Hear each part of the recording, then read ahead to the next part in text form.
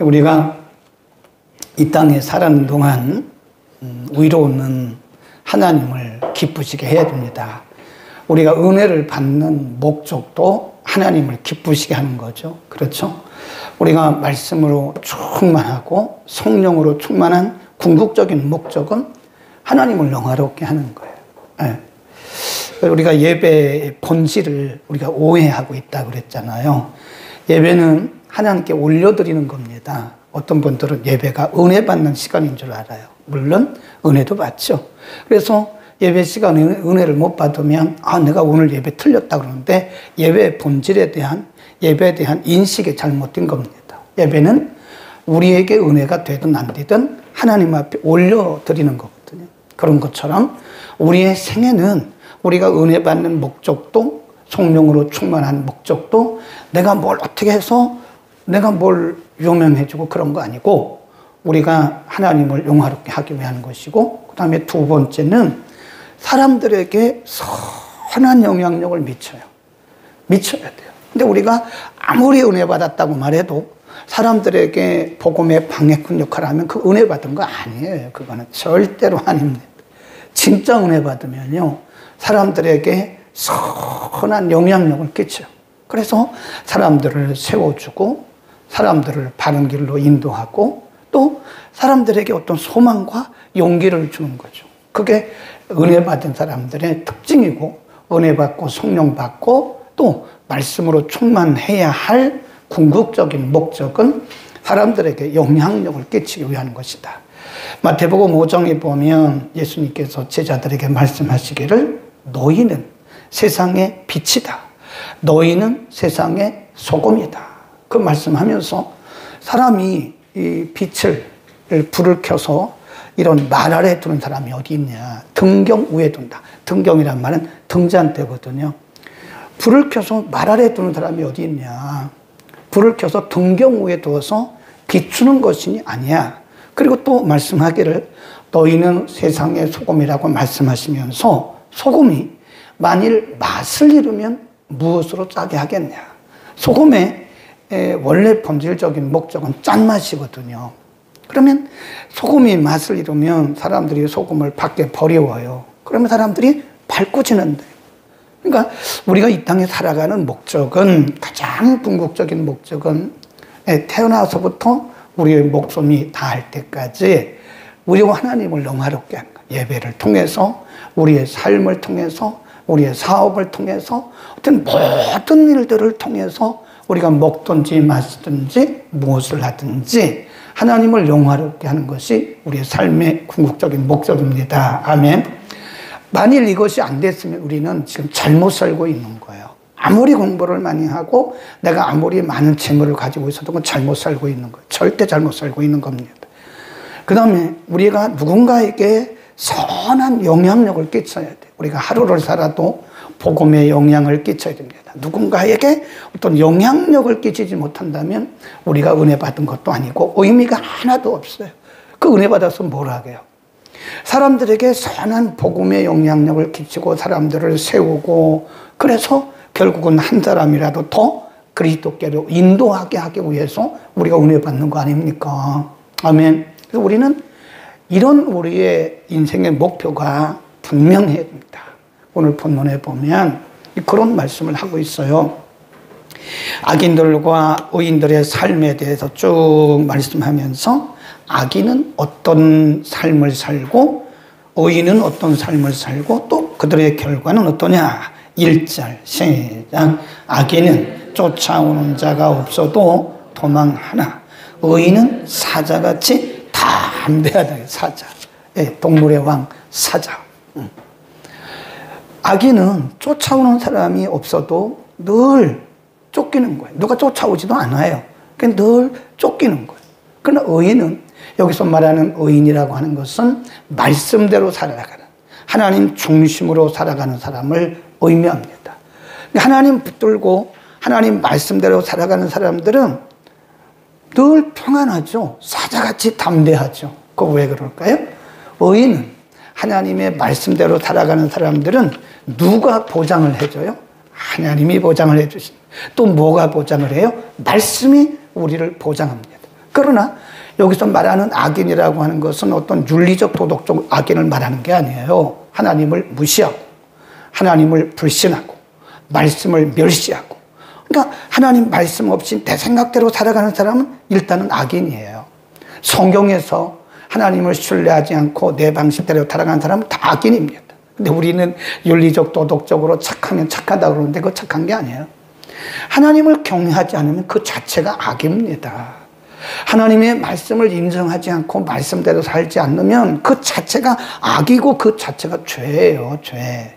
그러니까 이 하나님이 그 중심에 없는 사람들은, 그 중심에 하나님의 말씀이 없는 사람들은 늘 불안해요. 늘 불안합니다. 그러나 하나님의 말씀이 우리 안에 있고 우리가 하나님을 신뢰하고 살아가면 하나님의 말씀이 우리를 보장하는 거예요. 아멘. 하나님이 우리의 인생을 붙들고 계시고 하나님이 우리 인생을 보장하시기 때문에 우리는 사자같이 담대한 거죠. 그럼에도 불구하고 이 세상 사람들은 하나님을 인정하지 않아요. 그리고 말씀대로 살지 않아요. 그러니까 오늘 1절이 우리에게 말씀하는 것이 뭐죠? 불안과 초조 없이 우리가 담대하게 살기 위해서는 제일 먼저 뭘 해야 돼요? 하나님을 인정해야 돼요. 하나님을 경외해야 돼요. 그리고 하나님의 말씀이 내 인생에 뭐가 돼요? 기준이 돼야 됩니다. 그러면 우리가 뭐 두려울 게 뭐가 있겠습니까? 그런데 만일 우리 가운데, 물론 인간이기 때문에 뭐 두려움도 있을 수 있고 염려도 있을 수 있어요. 사람의 차이고 성격의 차이일 수는 있으나, 그러나 믿는 우리들이 아직도 기도하면서 하나님을 믿으면서도 역시 우리가 불안하고 초조하고 그렇다면 내 믿음을 점검해 봐야 돼요. 하나님을 잘 신뢰하는 게 아니에요. 우리 속에 하나님을 신뢰하는 그런 믿음이 잘 없거나, 아니면 하나님의 말씀을 머리로는 아는데 그 말씀이 내 삶의 주인이 안 되는 거예요. 우리는 언제나 사자같이 담대하게 살 수 있는 것은 내가 담대하다, 으쌰 그런다고 되는 게 아니에요. 우리 속에 뭐가 채워져야 돼요. 뭐죠? 하나님을 신뢰하는 믿음과, 그리고 우리를 붙들고 우리를 보장하시는 하나님의 말씀이 우리 가운데 채워질 때 우리는 평안도 있고 그리고 담대한 것이다. 아멘. 그 다음에 4절로 갑니다. 28장 4절 시작. 율법을 버린 자는 악인을 칭찬하나 율법을 지키는 자는 악인을 대적하느니라. 율법을 버린 사람은 악인을 칭찬한다. 그 마음에 말씀이 없는 사람들은 악인과 동조해요. 동조. 악인과 동조하는 것도 죄입니다. 네. 그 시편 1편에 보면 복 있는 사람은 악인의 꾀를 따르지 않는다고요. 오만한 자의 자리에 앉지도 않는다고요. 악인들과 동행하지 않아요. 그런데 의인들은 하나님의 말씀이 그쪽에 있기 때문에, 말씀이 분별력이 있기 때문에 악인들이 하는 일들에 동조하지 않아요. 분별력을 얘기하는 거예요. 악인들은 분별력이 없기 때문에, 기준이 없기 때문에 악인들은 악인을 칭찬하는 겁니다. 5절 28장 5절 시작. 악인은 공의를 깨닫지 못하나 여호와를 찾는 자는 모든 것을 깨닫느니라. 모든 것을 깨닫는다 그러니까 만물박상가 그런 뜻이 아니고, 악인은 뭐가 뭔지 모른다는 거예요. 뭐가 죄인지, 뭐가 악인지, 뭐가 부정인지, 뭐가 정인지 이걸 모른다는 거예요. 그러나 의인은, 여기도 의인이라는 말은 윤리적 도덕적 의인은 아닙니다. 마음에 하나님의 말씀이 있고 하나님을 경외하는 사람은 1절에서 말씀한 것처럼 이 속에 하나님의 말씀이 있기 때문에 언제나 말씀이 뭐가 되는 거예요? 기준이 되는 거예요. 근데 제가 이렇게 보니까요, 우리 크리스찬들 중에서도요, 비겁한 크리스찬들이 많습니다. 아전인수. 그래서 자기에게 유리한 것은 말씀대로 하고 자기에게 손해난 것은 싹 모르는 척한다. 얼마나 비겁한지 몰라요. 여러분, 그렇게 했습니다만 안 됩니다. 비록 우리가 손해나도 말씀대로 가야 되지 않겠습니까? 아멘. 우리가 손해가 나도 말씀대로 가야지, 뭐 알면서도 자기한테 손해나니까 모르는 척하고 덮어버리고. 이건 정말 정직한 크리스찬이 아니에요. 근데 얼마나 많은 크리스찬들이 비겁하게 사는지 몰라요. 자기에게 유리할 때는 참 말씀대로 하고 자기한테 손해날 때는, 지금도 그런 사람들이 있어요. 11조뿐만 아니라 어쨌든 자기에게 유익되는 것은 아주 그냥 잘하고, 자기에게 조금이라도 손해나면 덜 하려고 딱 말씀을 알면서도 모르는 척 한다거나 아니면 딱 합리화시켜버려요. 이게 비겁한 크리스찬이에요. 그러면 안 돼요. 다시 한번 보세요.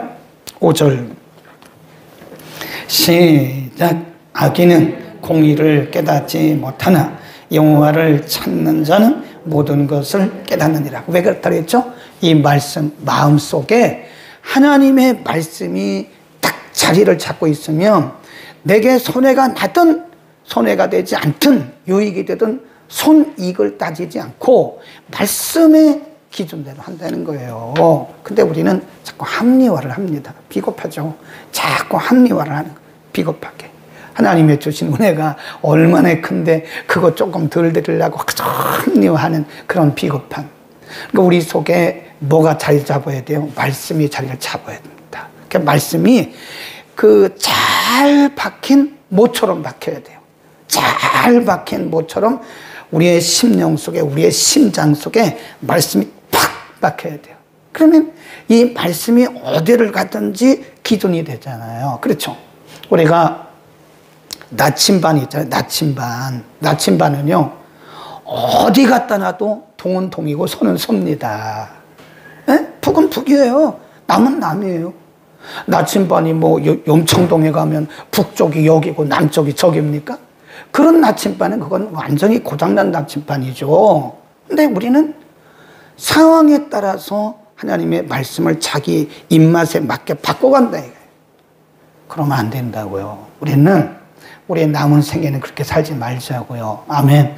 우리의 남은 생애는 정말 하나님의 말씀이 내 인생의 나침반이 돼서 어디 가도 북은 북이고 남은 남이고 어디 가도 동은 동이고 어디 가도 소는 소지. 그것이 뭐 우리의 삶의 장소가 바뀐다고 해서 바뀌면 안 되잖아요.